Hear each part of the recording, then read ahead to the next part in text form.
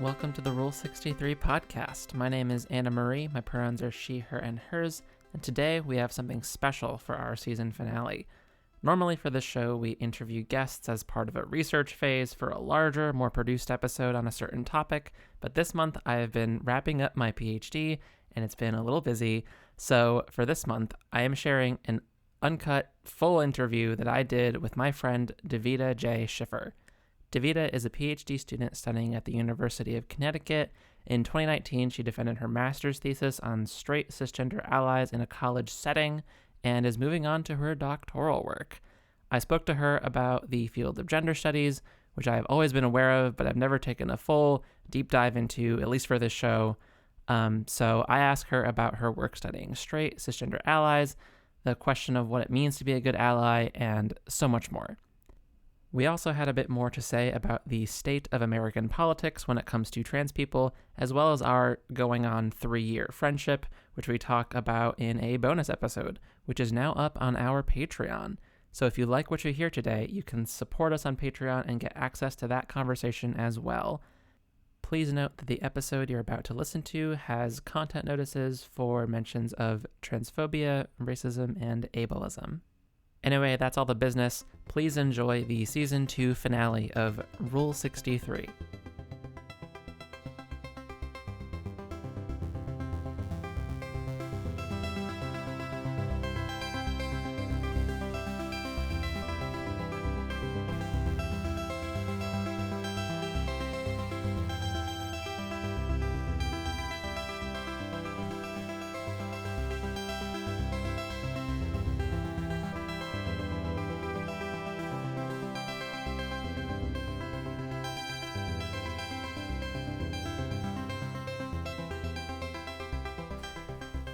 Hello, so I am sitting down here today with my good friend Davida Schiffer.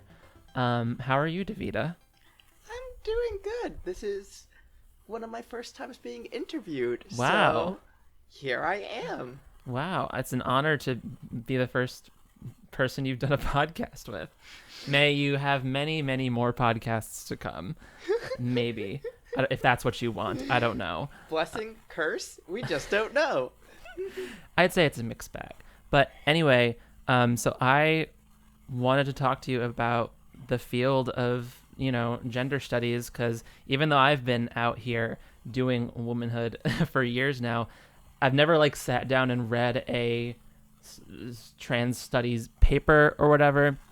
And I always have long, great conversations with you about your work and the amazing things that you're doing. So you're a PhD student in sociology,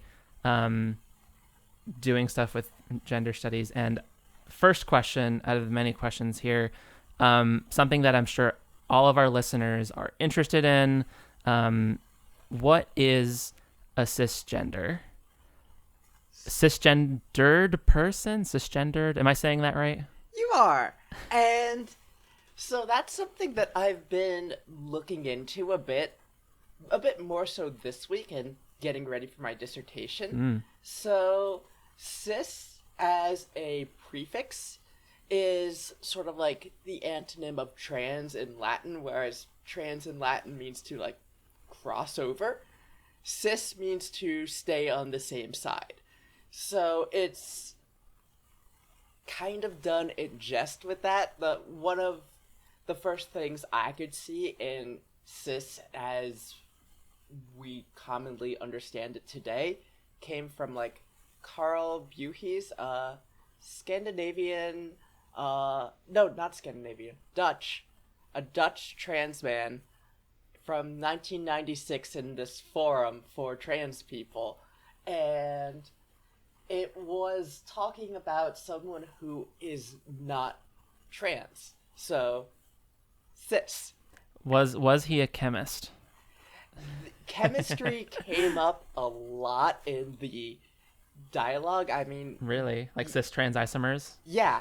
So Emi It makes me so happy. Emi Koyama, Julia Serrano, these are names that kind of play into what trans, big names in trans studies, and they talk about it as part of this chemistry thing and how we talk about language.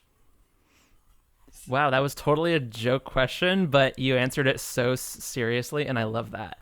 Uh, so what I find interesting about your work is for a long time, from my understanding, for a long time, cisgender has been sort of the norm, named or not.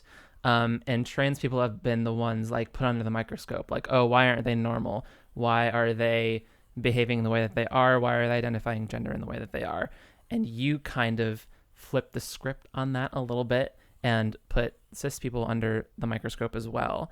Because cis people, as we've talked about before, are pretty interesting.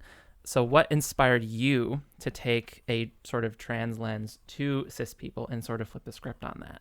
So, in sociology, I'm a sociologist by training, and gender studies as a whole, there's the tendency to study the marginalized as a way of studying everyone. So, like, the one of the big names in like a person who has been studied by a lot of like gender theories and work is Agnes, this white trans girl from California in like the 50s who went to a gender clinic. And there was Garfinkel, Stoller, and some third name I forgot. And they were just like, oh, well, this is how Agnes is doing gender. It's something that she is doing, but if we look at everyone, we can see that we are also doing gender just like her. So it's always like framing trans people as like a special case from which you can extrapolate from and see how the world works. But that misses a lot of the interesting dynamics in how it's reinterpreted. So, in studying cisnormativity, in studying the like cis, I want to get a better understanding of what it is about cisnormativity and how they clock, how they conceptualize themselves in their interactions with trans people, but also in their interactions with each other. Because there's a lot there that they don't necessarily bring up naturally. That's really interesting. That initial framing of looking at trans people to understand cis people, I kind of see the advantage of that in saying like society is only as strong as its most marginalized people. But like you said, that misses so much about the world and how people interact.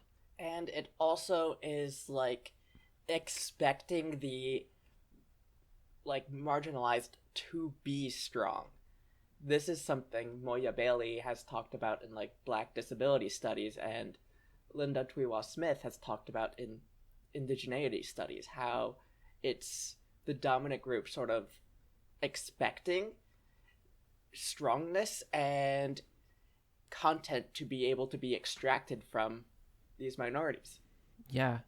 I love I both love and I mostly love the way you bring up a lot of different names. I am not a sociologist. I am a chemical engineer. And despite being a trans person in science, I'm totally unfamiliar with the field of trans studies or sociology. So you name drop all these people, and I'm like, sure, I believe you, but I have no idea who these people are. That's just because I'm neurodivergent. Well, yes, that's part of it. But in terms of trans studies, like someone who's never engaged with that field before, how do they begin? How do I, for instance, begin to engage with that as a field of work, as a body of work? So there's a couple different approaches. There's the more like joke comment, I forgot who tweeted it, but it was like a lot of trans studies these days is white trans men telling white cis women about trans women. So there's that joke, which like there's definitely something there in like how trans women are both like hyper present but not necessarily accredited in trans studies, with notable exceptions. But if you want to look at the more history of it, it developed in part due to a reaction. So I'm not talking about like the medical journals. I'm not talking about the sort of how imagine people trans people exist. Who would have thought? There's a very infamous name or writer called Janice Raymond, who you might know. She was big in like Boston and basically wrote the TERF manifesto of like the transsexual empire, the making of the she-male or something like that. And it was real fucked up. Yeah, I bet.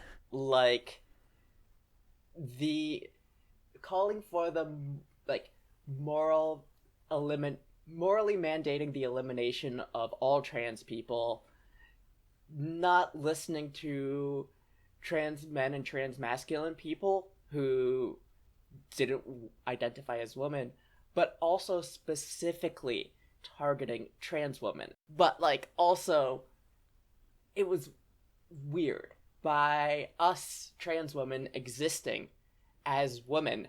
She saw that as an intrusion into her identity. So, but also throughout the book, she singled out one trans woman in particular who worked at a woman's music production. I think it's Julia Records. I forget the name. And so this woman, Sandy Stone, is a trans lesbian and was working at this record place doing sound tech and just being queer. I want to be your friend. Yeah, she's pretty great from what I've read. And so she was, I don't know if doxed is the right word because it was in the 70s. It was like 79, 80. Yeah, functionally though. But like same vibe. Functionally, like she and her employers were getting harassed because it was, oh, this is a woman's space. Why do you have a trans woman there? And the other coworkers were just like, yeah, she is a woman. Why are you doing this to us? And so Sandy Stone wrote back. And she wrote like The Empire Strikes Back. Iconic. And it was like a post-transsexual manifesto. And also, I should add that like while Raymond is often situated within like second wave feminists, there were also a lot of feminists who wrote against Raymond, and also the way that Raymond's rhetoric sort of views the body, it's also intrinsically racist in how she's like how racialized bodies are conceptualized in that approach. So she's not talking about all women. She's just trying to capitalize on the trend of like, not the trend, the trope, the protect white woman trope. Right. That was all over the place. No, that was some really important history that I had never heard about. Is that like the sort of foundation of trans studies as a field, or so that's like a jumping off point for like popularity of the field? It's tough to name something as like the first. Yeah. As I mean, there's that trope of the first trans. Yeah. And so I don't know if that's necessarily the first, but that's like one of the founding pieces of trans studies, and it sort of set the tone for how scholars have talked about. So Susan Stryker is another very big name in trans studies, Mm-hmm. and she has like My Words to Victor Frankenstein, which is also like the embracing of trans monstrosity, which is still connected to Sandy Stone and Janice Raymond of just, okay, well, if you're going to call me a monster, well, then let's look into the theory of monsters. And what is oftentimes labeled a monstrosity is part of societal discourses about what is and isn't accepted. Yeah, like what do monsters do in fiction? What is the function of monsters? It's like how in a lot of fictional sources or a lot of fictional stories, there's the trope of the disabled villain or the gender non-conforming villain. And then there's also just racialized traits that are going on to the villains. So the monster, in that sense, is an amalgamation of everything that society is rejecting and ostracizing. So, like, with Victor Frankenstein, it's usually called, like, Frankenstein's monster, but it's also a creature that was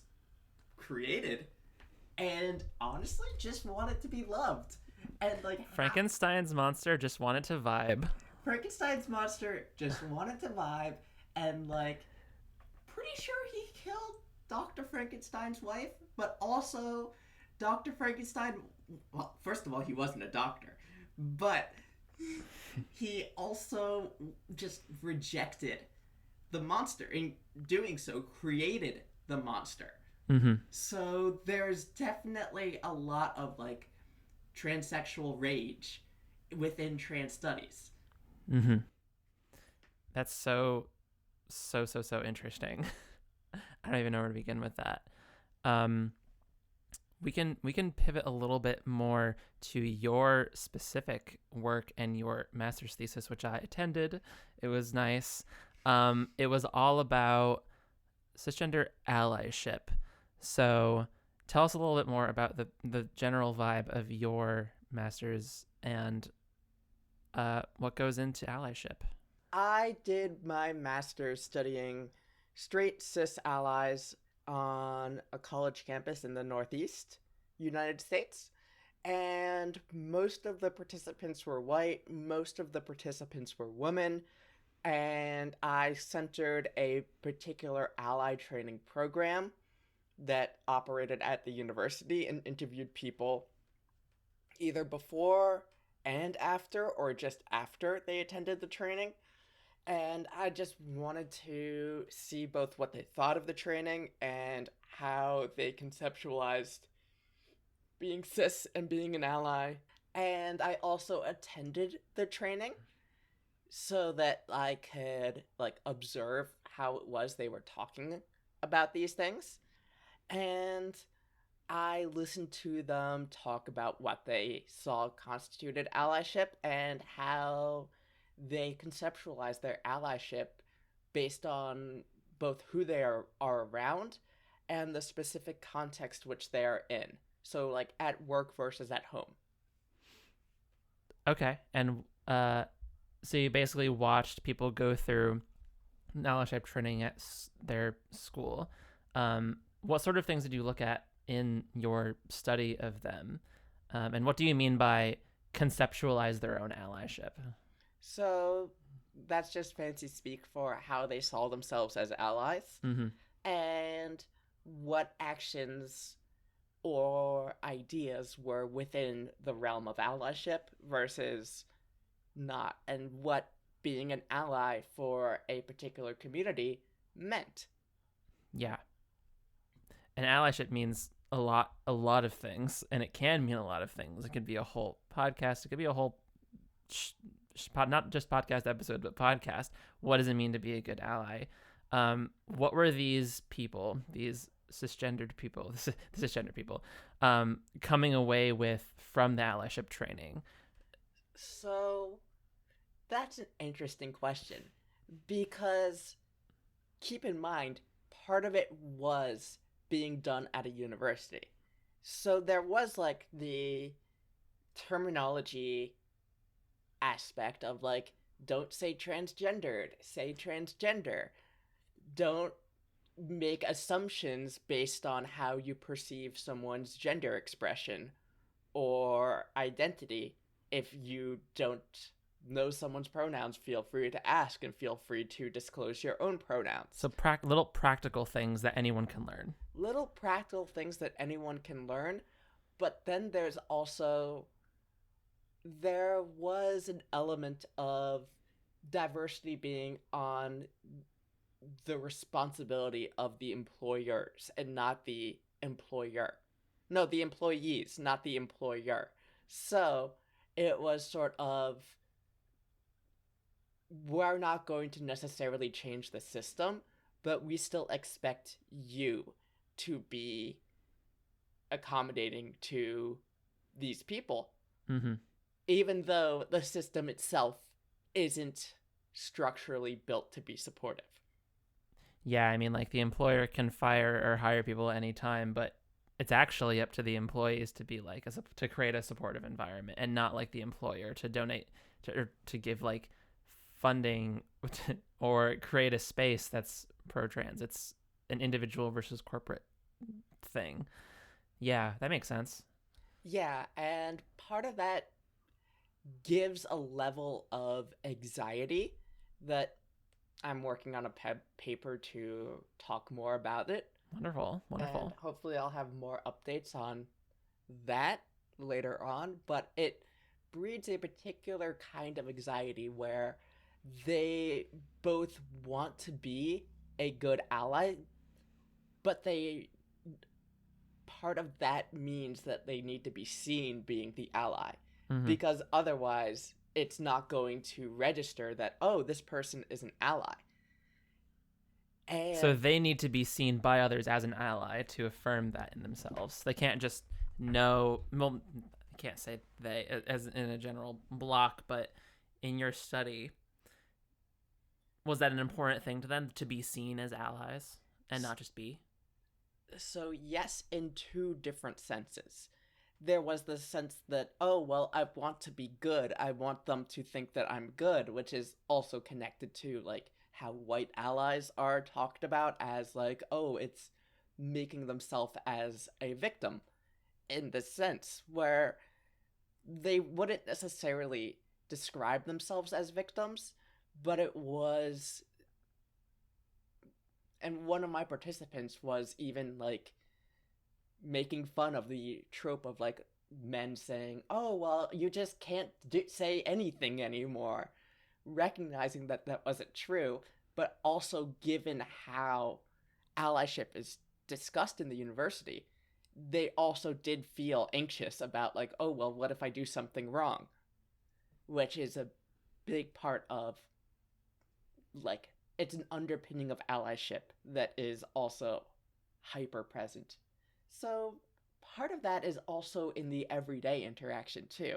How many times have you had someone mess up your pronouns and then it lead to having to comfort that person about their misgendering of you? Yeah.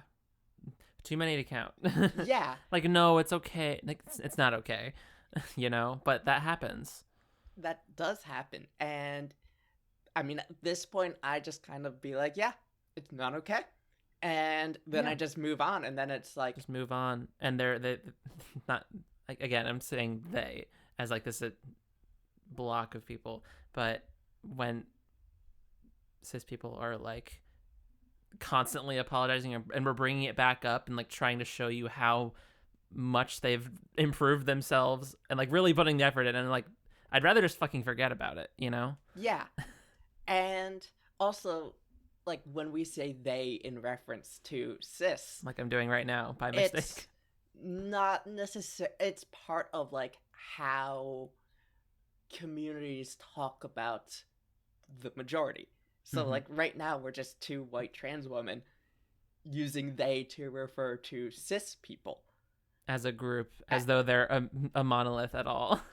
And so that's actually another interesting thing about how cis is conceptualized, because who counts as cis?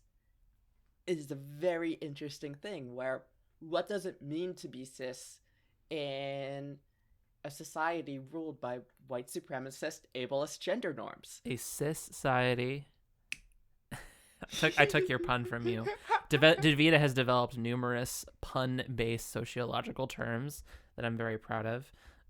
Yes, and so speaking of a pun, and I'm gonna jump back to the topic of wanting to be seen as an ally, there was one participant I had who was like, oh, like she was in an LGBT professional themed space that allies were welcome there. And she was like, oh, well, I want them to know that I'm here as an ally and not that, implying, using the words to sort of imply like either that she's there as like either a trans person or someone who isn't an ally. Mm-hmm. And there's like the cis trans binary that then goes into a critique of people who are going to use the term cis to mark themselves. Yeah.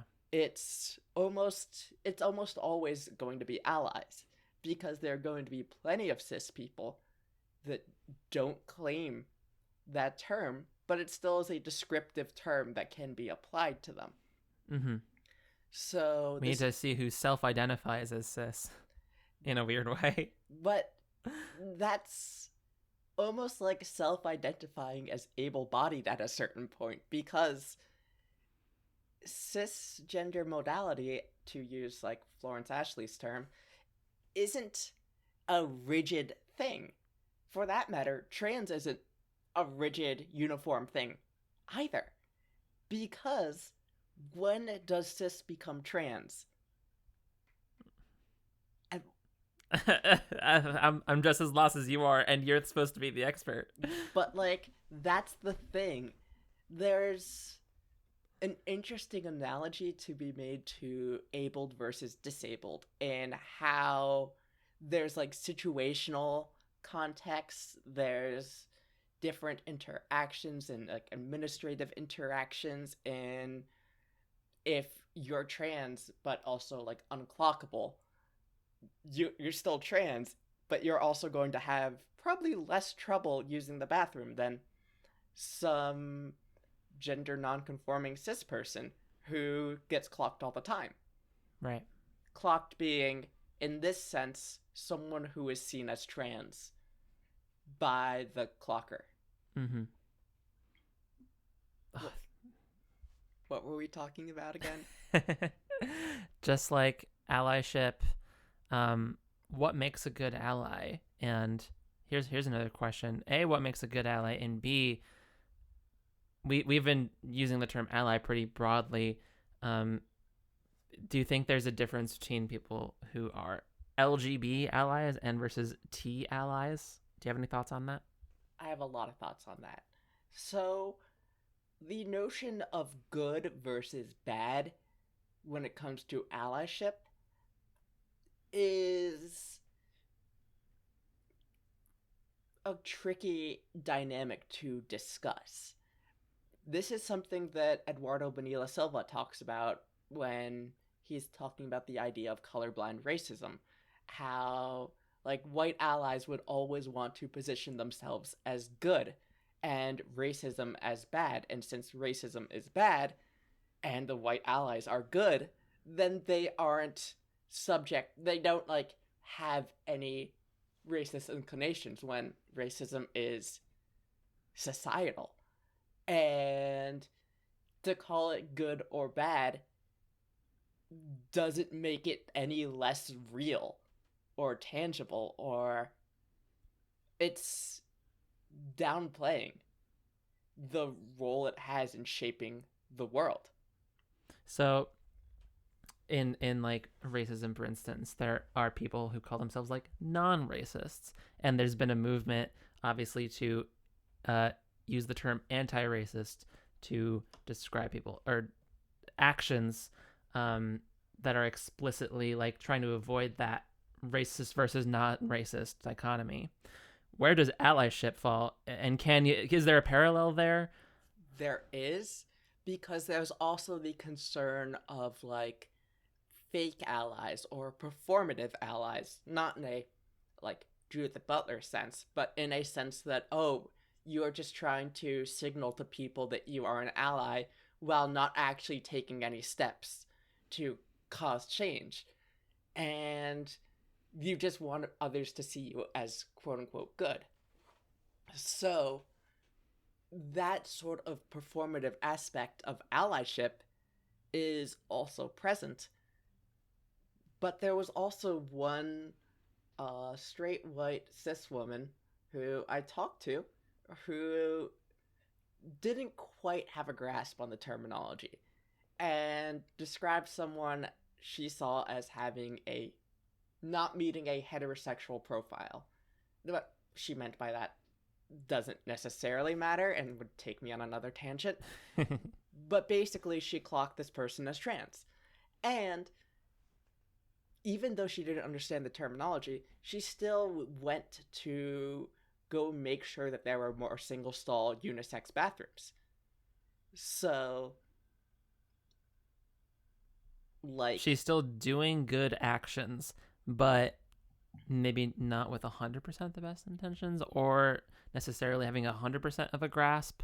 yeah, So it's a complicated thing where someone can be doing something good but not for the best intentions, or someone can be doing something good but not necessarily have 100% full grasp and like know all the terms and everything.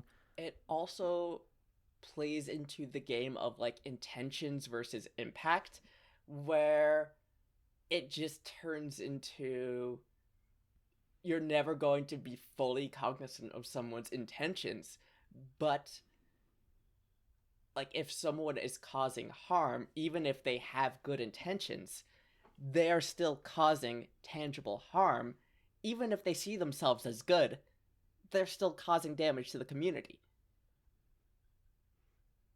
So the labels good and bad just end up covering systemic inequalities to the point where y'all listen to the corporate pride episode.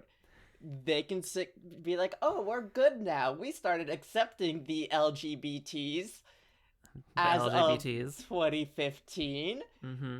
We're good now, right? And then it's like, you make weapons. Stop trying to signal inclusivity to kill people. Like, the framework of good and bad can be useful, but it also can be co-opted very easily. That was an excellent answer. Also, thank you for plugging the show. Appreciate it.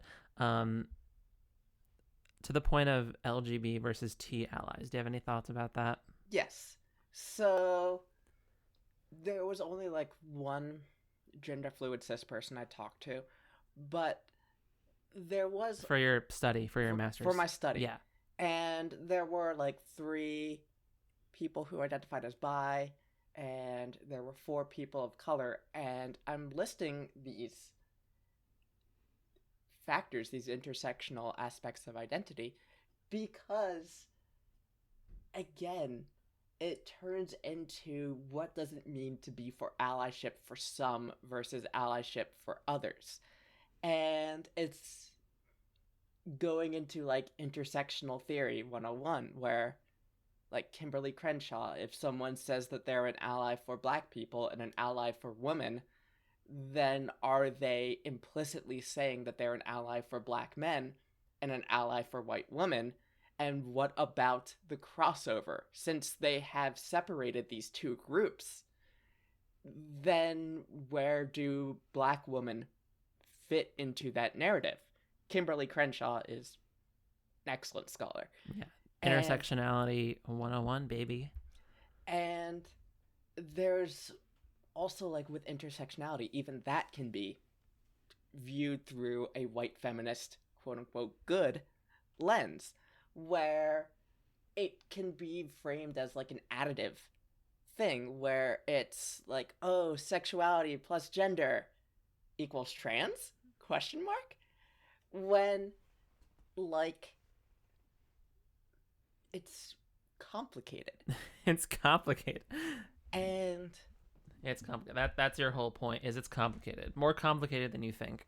it's more complicated, and also, like, is it possible to be an ally for lesbian, gay, bi people without being an ally for trans people? I mean, in a sense, yes, but I think absolutely yes. only in the sense that you are being an ally for cis, lesbian, gay, and bi people, and are also probably only protecting, like, the rights of white, middle class, able bodied LGBT people. Because also keep in mind, in the marriage equality debate, disabled people still can't get married. So, yes, the marriage equality movement was a big push for state acceptance of LGBT marriages, but only for the able bodied people within that community. When, on that same note, there are trans people who are lesbian, gay, and or bi, or ace, or pan. All the things. And having the T just at the end there sort of runs into that same trope of, like, Crenshaw's the trope of, like, oh, well, black people and women, if someone's supporting them, what about black women? Because implicit in that narrative is the the black people are men and the women are white. So in having that sort of distinction between groups that one is being an ally for, then it's implicitly saying that the LGB are cis and the trans are just whatever. We don't know what's going on with them sexually. We barely understand them. Yeah, right. Yeah, it's an interesting question to pose, especially as a trans lesbian. Trans dykes. We're out here. We're anxious. We're out here. We're anxious. It's true. So thinking about all of this stuff about allyship and, cisgender people's place in trans studies and all of this, there's a joke among the trans community that the cis need help. Do you have any thoughts about our use of that as a joke, as a line, and do the cis need help? So, I talked about this with, like, one of my committee members, and it was like talking to trans people about gender, and it was like the, like, two philosophers talking, and then it's like talking to cis people about gender, and it's like putting the pegs in the hole. Yeah. That meme. You can share that meme on Instagram or something. And there are different things, because being cis is an almost Sisyphean struggle, where what makes someone cis versus trans? It's very suspect, to the point where cis people see other cis people who they deem to be gender nonconforming, read them as trans, and then harass them. And it's a very slippery slope that is, once again, predicated on racist, ableist gender roles that are already always impacting people. So do the cis need help? In a sense, yes. But they need to also, well, one, talking as a monolith, because, as I just implied, there are, like, norms that make it so some cis people have less power in terms of being cis than others. It's a kind of relational thing. So, yes, but also with the people who are causing such harm to the trans community, people also need to recognize that, like, they'll come for you too, and they will turn on each other in a heartbeat. That LGB alliance, bullshit, hate group. Yeah. Honestly. Like, it's honestly kind of scary. Yeah. A little bit. That took a dark turn. I mean, we also see a lot of legislation right now that are trying to, as Jules Gill Peterson put it, like, are they trying to make a cis state? Like a state that is cis. And it sure seems like it. There, but also, then who's going to be impacted by that? Because it's not only going to be trans people. Yeah, I mean, we saw that bill in, what was it, North Carolina, that the bill written, the wording of the bill that was like any sort of gender nonconformity can be punished or has to be called out. Like any gender nonconformity, like a cis woman wearing a flannel, like what's your line? And that's what I meant by, like, there being a cis-offician struggle to being cis. Other So than it was a pun with cis-offician. cis-offician, yes. Okay. But also, what does it mean to be gender conforming? Because in, like, a queer theory sense, there is no one person who is always gender conforming all the time. Mm-hmm. Because that is, like, an idealized version of what it means to be a person that literally can't exist. Yeah. That is something that has also helped me personally in my transition, like in terms of how I present myself. This is maybe a little bit of a tangent, but like thinking about cis women in my life, they're not always doing full femme, high femme all the time. Most are just wearing like jeans and a t-shirt on the day to day. So why do I have to care about being femme or owing people femininity when I can just be a trans dyke? Of the women I talked to for my master's, almost all of them describe themselves as not a girly girl. And it's like, That's so interesting. Who is a girly girl? And it seems like it's a very relational thing where there's going to be someone who's more of a girly girl than you, but for her eyes, she could be less of a girly girl than, say, her mom. And it's very subjective and complicated. I'm not like other girls. It is like the I'm not like other girls, but in a slightly less sinister tone. Yeah. But it is sort of like still sort of downplaying one's femininity while also still positioning oneself as not gender non-conforming. Yeah, it's this in between where it's like you said, like our idea of womanhood is based in whiteness. Yeah. And we want, but also society hates women. So we have to be like not a girly girl, but also not gender nonconforming. And like there's a weird interplay between that. And part of that legislation and part of the narrative of like gender conforming versus non-conforming is that gender non-conforming is the other.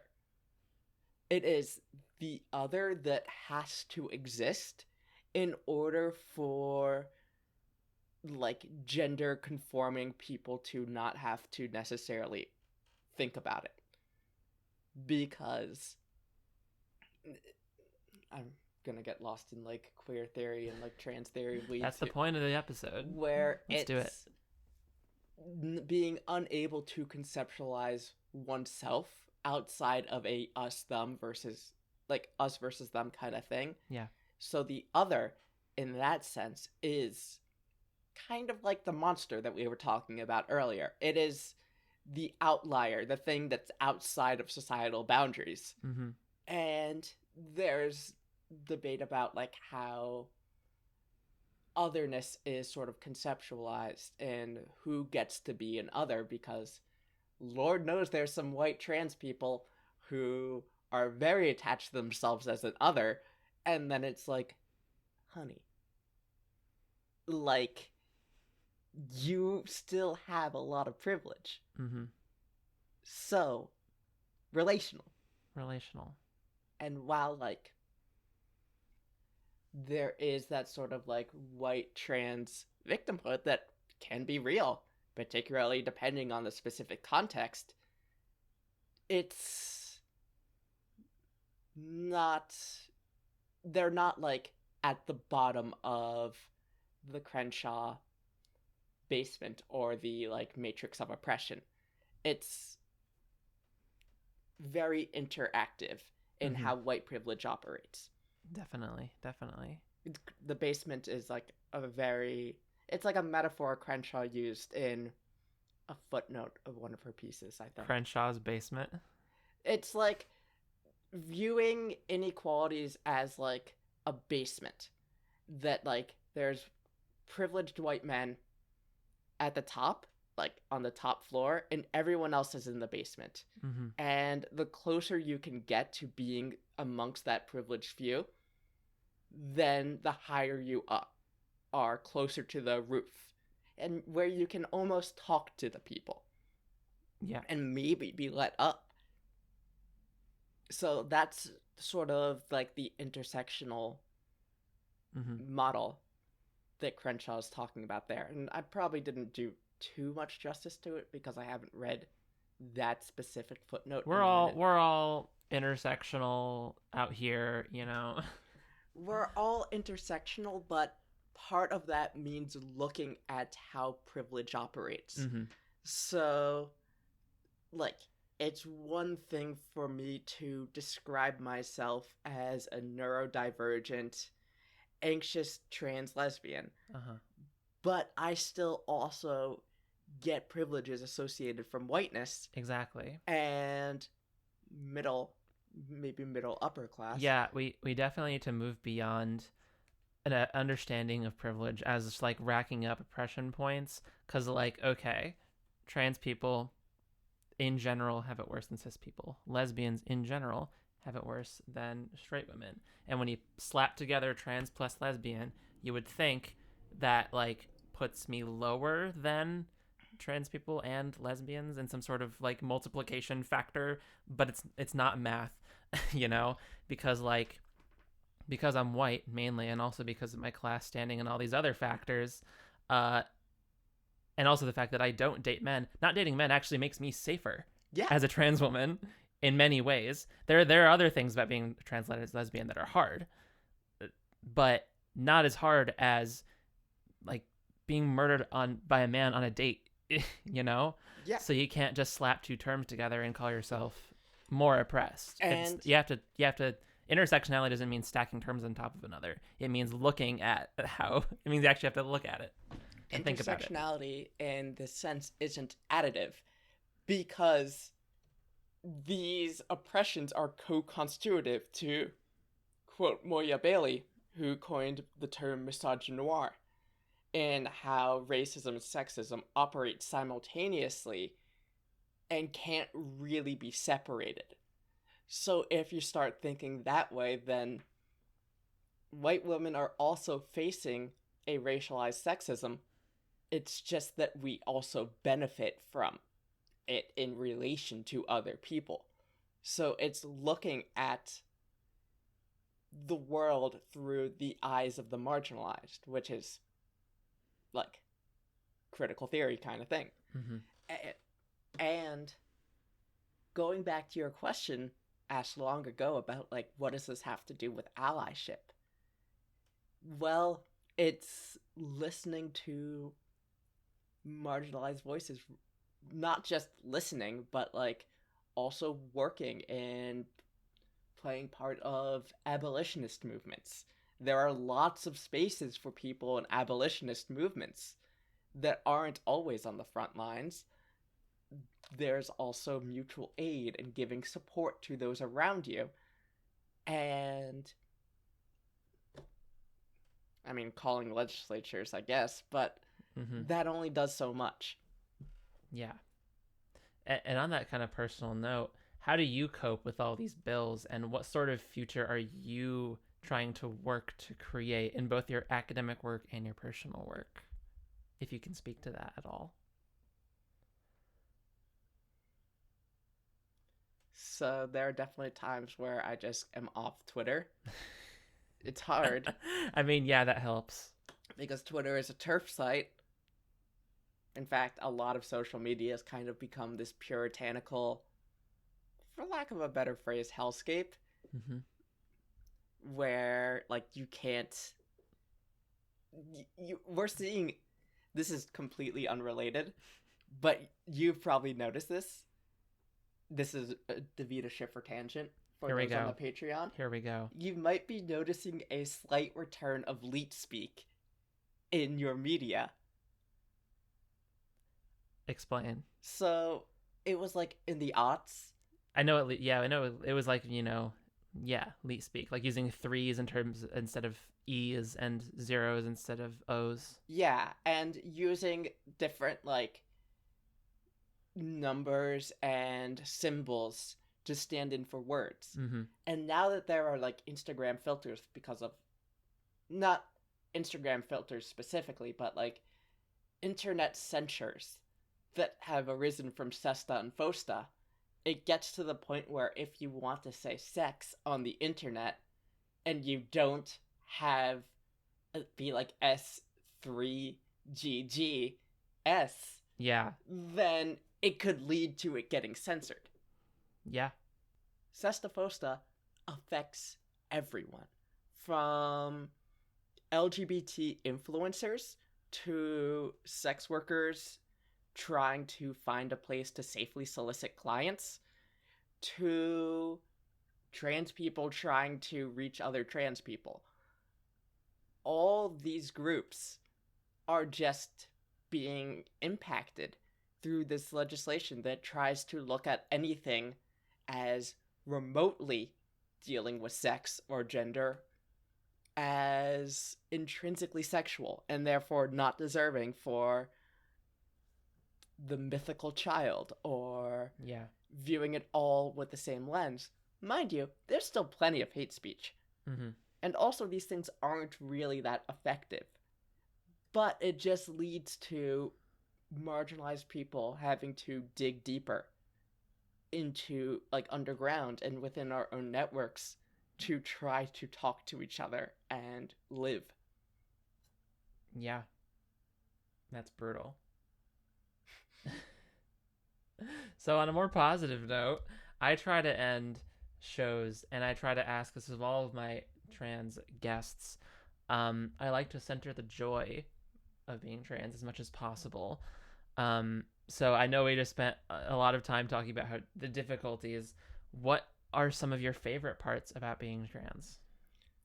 Being able to constantly and whenever. Actually, let me think about this for a moment. Take as long as you need. Being able to reinvent myself to be someone who I both want to be and to be someone who can wake up in the morning and have a nice day. Like, you may have picked up on this, Anna, but like I talk a lot about like agency and self-expression just in my everyday validations to others, and that's kind of what it means to me. It's being able to sort of live for yourself and as a part of a community simultaneously. Yeah, that's beautiful. I try to center agency as much as I can in my life and in my teaching and everything, and I think we're both in the same in that the ability to self-dictate, the ability to choose one's own story, one's own path, I think that's really powerful. And I don't mean agency in like this hyper individualist sense. I mean it in the sense that like you can find a community that works for you and not being beholden to others' expectations of you. Because bodies, people are all constantly growing and changing. And I was a baby when I was born. Gross. But like, I'm not a baby now. Better. So, I mean, I'm baby, but I'm not. Don't get me wrong. She is baby. I am baby, but I'm not a baby. So, as my body has changed and my life has grown, I don't view myself as separate from my body. I don't view it as like, oh, I've got the woman's mind in this body. I need to bring that into alignment. Like, no, this is the body of a trans dyke. Body and mind, like, fused into one. Yeah. That's awesome. And that's really empowering to not have to, like, think of some arbitrary standard as something that you have to work towards or attain, that you are just fine the way you are. I just smiled and did a little nod and a drink tip to that. Cheers to that. Cheers to that. Cheers to self-direction and the beauty and joy of being trans. Finally. How long have we been talking? A while. Finally. What is next for Davida J. Schiffer? How can people follow you? Do you have any projects you'd like to plug or any things you want to say? Have a Twitter at Davida Schiffer. That's my only professional social media. I don't understand social media. I'm just doing my best here. If you want to find me, you can do it through there. I've got like an article in the works. I've got a chapter that's hopefully going to be published soon. Yes. And I'm going to be doing my dissertation proposal, and that'll be once I have a more cohesive approach. I've got some really good ideas that I'm excited to go into. Maybe you can come back on the show. And all of that will be linked down in the description. So, yay.